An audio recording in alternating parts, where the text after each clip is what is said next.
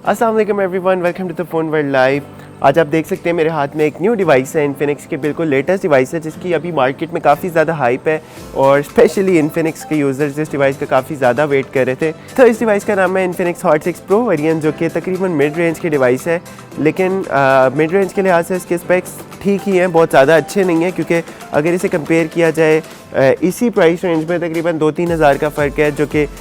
Huawei की Y7 prime 2018 variant थी उससे। तो वो डिवाइस मुझे इसके कंपैरेटिवली बहुत ज़्यादा अच्छी लगी थी। इसकी काफ़ी ज़्यादा रीज़न्स हैं, वो मैं आपको इस कंप्लीट रिव्यू में बताऊंगा। तो फिर सबसे पहले अगर इस डिवाइस के कुछ प्रो पॉइंट्स की बात की जाए तो इस डिवाइस की एक अच्छी बात यह कि इस डिवाइस में आपको ड्यूल कैमरा मिल रहा है इस प्राइस रेंज के लिहाज से, जो कि अभी तक सिर्फ कुछ ही डिवाइसेस में अवेलेबल है। एंड सेकेंडली इस डिवाइस में आपको तकरीबन सारे सेंसर्स मिल जाते हैं और स्पेशली जायरोस्कोप का सेंसर भी मिल जाता है, जिसका मतलब ये है कि आप इसके अंदर VR कंटेंट भी देख सकते हैं। एंड सेकेंडली इसके अंदर क्योंकि डिस्प्ले आपको फुल व्यू का डिस्प्ले मिल रहा है तो VR का एक्सपीरियंस अच्छा रहेगा। लेकिन व्यूअर्स इस डिवाइस का एक सबसे बड़ा प्रो पॉइंट, जो सबसे बड़ा प्लस पॉइंट मैंने फील किया वो यही है कि इसकी मुझे बैटरी टाइमिंग काफ़ी ज़्यादा अच्छी लगी, क्योंकि व्यूअर्स 4000 mAh के लिहाज से इसके अंदर मैंने काफ़ी ज़्यादा गेमिंग भी की, कैमरा यूज़ किया, मल्टीमीडिया यूज़ किया, लेकिन तब भी काफ़ी ज़्यादा देर तक बैटरी इसकी लास्ट कर रही थी, जिसका मतलब ये है कि आप इसके अंदर तकरीबन 1 दिन 2 दिन तकरीबन 1.5 दिन आप इसके अंदर बहुत इजीली गुजार सकते हैं फुल चार्ज के साथ। लेकिन इस VR की एक्सपीरियंस की बात की जाए तो इसके डिस्प्ले पॉइंट ऑफ व्यू से मैं आपको बताता चलूँ, डिस्प्ले तो इसका फुल एस्पेक्ट रेशियो के साथ है, लेकिन इसकी PPI जो सी है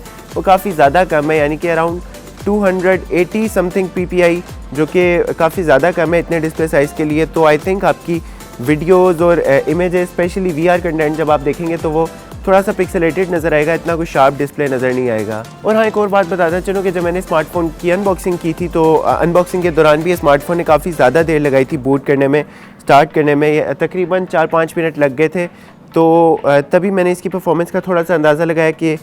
मे बी ये डिवाइस की परफॉर्मेंस एज सच इतनी ज़्यादा अप टू द मार्क ना हो, क्योंकि ऑल्दो इस डिवाइस में आपको कॉलकॉम का चिपसेट तो मिल रहा है, लेकिन कॉलकॉम की चिपसेट के बावजूद इसकी परफॉर्मेंस कोई इतनी ज़्यादा अच्छी नहीं मुझे लगी। मे बी इसकी वजह ये है क्योंकि इसका एक सबसे बड़ा कॉन जो मुझे फील हुआ वो यही है कि आपको बहुत कम प्रोसेसर मिल रहा है, यानी कि सिर्फ क्वाड कोर का प्रोसेसर मिल रहा है, जो कि आजकल के लिहाज से देखा जाए तो आई थिंक काफ़ी ज़्यादा कम है, क्योंकि आजकल तकरीबन सारी डिवाइसेस में और स्पेशली अगर हवावे Y7 की भी बात की जाए तो आपको ऑक्टा कोर का प्रोसेसर मिलता है, जो कि ट्वाइस होता है। तो आई थिंक क्वाड कोर का प्रोसेसर इसका एक बहुत बड़ा कॉन है, जिसकी वजह से इसकी परफॉर्मेंस भी काफ़ी कम है। तो फिर सबसे पहले अगर डिज़ाइन की बात की जाए तो इसका डिवाइस का डिज़ाइन तकरीबन आजकल की जितनी बाकी ब्रांड्स की डिवाइसेस आ रही हैं जो कि मिड रेंज में आती हैं तकरीबन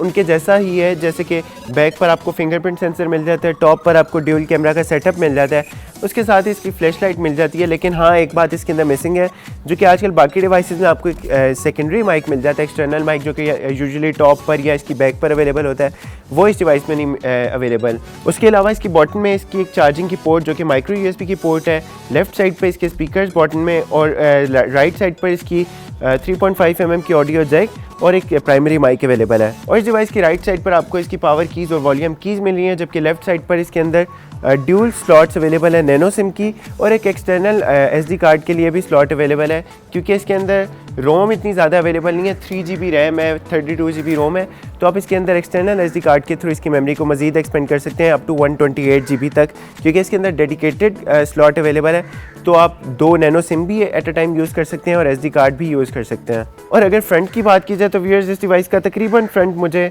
तकरीबन साइज़ पॉइंट ऑफ व्यू से भी और डिस्प्ले इसका तकरीबन बराबर ही लगा है Y7 प्राइम के, जो कि 6 इंचज़ का डिस्प्ले है और फुल व्यू के साथ आपको डिस्प्ले मिल रही है।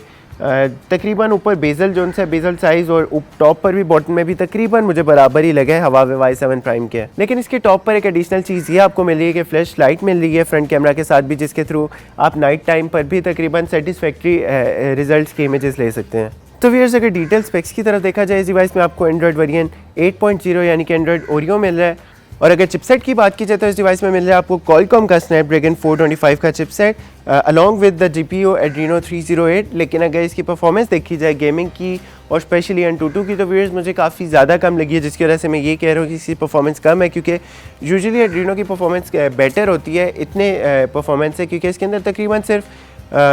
एक भी मुश्किल से 1 या 2 फ्रेम्स पर सेकंड मैंने एक्सपीरियंस की Antutu की 3D टेस्टिंग के दौरान, जो कि बहुत ज़्यादा कम थी। जो कि कंपेयर अगर की जाए Huawei Y7 Prime से तो उसकी मुझे काफ़ी ज़्यादा बेटर लगी। विच मीन्स कि स्मार्टफोन गेमिंग के लिए देखा जाए तो गेमिंग इसके अंदर आप नॉर्मल ग्राफिक्स के साथ तो ठीक है, लेकिन स्पेशली अगर PUBG की बात की जाए तो PUBG भी आई थिंक लैग करेगी बहुत ज़्यादा। आप उसको सिर्फ नॉर्मल से भी लो ग्राफिक्स पर खेल सकते हैं, लेकिन नॉर्मल ग्राफिक्स पर भी वो काफ़ी ज़्यादा लैग करेगी। लेकिन बाकी इसके अंदर गेम्स यानी कि नॉर्मल गेम्स जो सी होती हैं वो आप इसके अंदर नॉर्मल ग्राफिक्स के साथ खेल सकते हैं लैग फ्री। कैमरा इस डिवाइस में आपको बैक कैमरा 13 मेगापिक्सल का और 2 मेगापिक्सल का मिल रहा है, जबकि फ्रंट कैमरा 5 मेगापिक्सल का है, लेकिन बहुत ज़्यादा अच्छा रिजल्ट नहीं है इसका, स्पेशली अगर इसको Huawei की Y7 Prime वेरिएंट से कंपेयर किया जाए जो कि तकरीबन इसी प्राइस रेंज में आपको मिल रही है। तो फिर आई थिंक उसका कैमरा काफ़ी हद तक ज़्यादा बेटर है, क्योंकि एक तो पहली बात इसके वीडियो मोड में स्पेशली टच टू फोकस का ऑप्शन नहीं है अवेलेबल, जिसकी वजह से आपको काफ़ी ज़्यादा प्रॉब्लम होगी बैक कैमरा के थ्रू।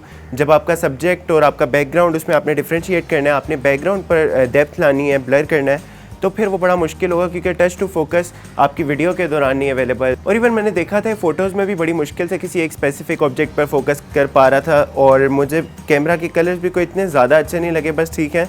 लेकिन फ्रंट कैमरा में भी जो कि डेप्थ का ऑप्शन होता है, ब्लर करने का ऑप्शन होता है बैकग्राउंड को, वो इसके अंदर उसको कोई मैनुअली कंट्रोल करने की ऑप्शन अभी तक जितना मैंने यूज़ किया मुझे तो नहीं मिली, क्योंकि आप जैसे ही उस डेप्थ इफेक्ट को ऑन करते हैं तो बैकग्राउंड बहुत ज़्यादा एकदम से ब्लर हो जाता है, जो कि बड़ी फेक से लुक देता है। तो उसके अलावा फ्रंट कैमरा ठीक है, लेकिन जब आप डेप्थ इफेक्ट ऑन करेंगे तो आई थिंक काफ़ी आर्टिफिशियल सी लुक आएगी, जो कि मुझे तो पसंद नहीं आई। फिर इन कैमरा सैंपल से आप भी देख के अंदाज़ा लगा सकते हैं, और इवन मेरा भी फाइनल ओपिनियन इसके कैमरास के बारे में यही है कि डिवाइस कैमरा के लिहाज से बस ठीक है, बल्कि आई थिंक बिलो नॉर्मल है, लेकिन प्राइस रेंज के लिहाज से देखा जाए तब ठीक है। लेकिन देन अगेन अगर आप इसको कंपैरिजन में देखें Y7 Prime के साथ, तो आई थिंक उसके वे टू बेटर थी इससे कैमरास के लिहाज से वो डिवाइस।